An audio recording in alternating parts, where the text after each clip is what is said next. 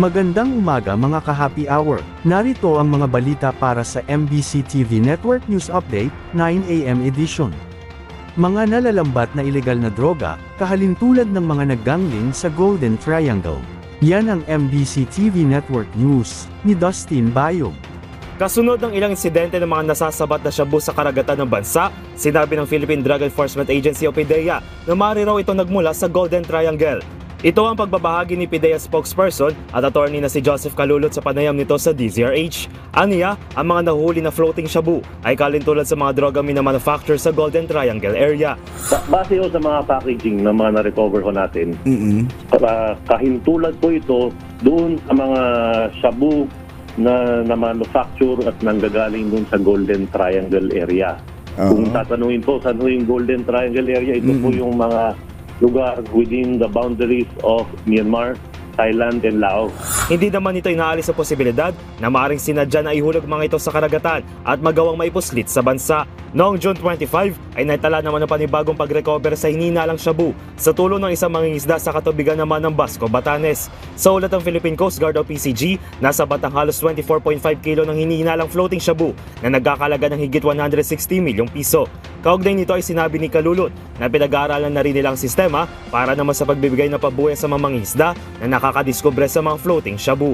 Dagdag niya ay nagbibigay ng pabuhay ang ilang ahensya at local government habang grocery items naman ang binibigay sa ngayon ng PDEA. Pinag-aaralan na rin po ng Dangerous Drugs Board po yan.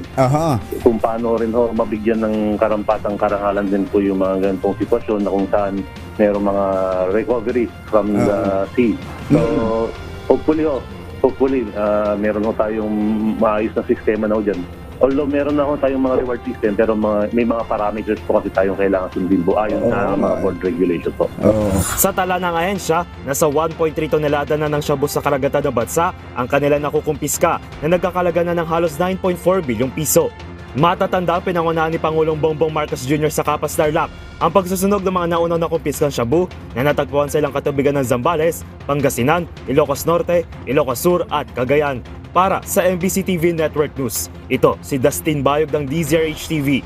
Una sa Pilipinas, una sa Pilipino.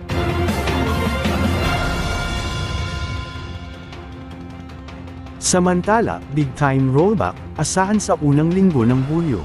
Makalipas ang isang linggong pagpapatupad ng malakihang taas presyo sa mga produktong petrolyo ng 2 beses, asahan naman ang big time rollback sa unang linggo ng buwan ng Hulyo.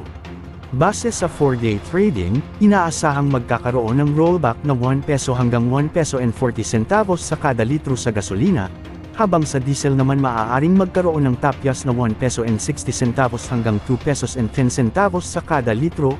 Inaasahan naman ang rollback na 2 pesos hanggang 2 pesos and 20 centavos sa kada litro para sa kerosene.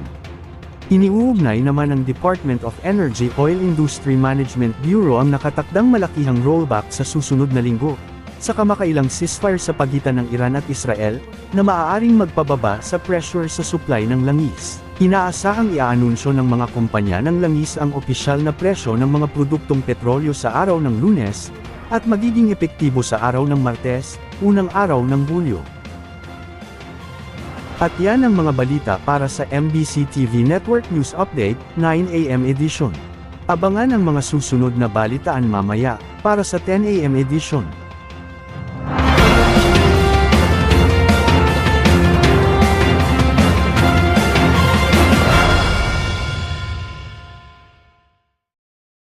Mga ka-happy hour, kung gusto mong manood ang mga balita sa MBC TV Network News Update, mag-subscribe sa aming YouTube channel, i-like ang aming Facebook page, at i-follow sa aming TikTok account.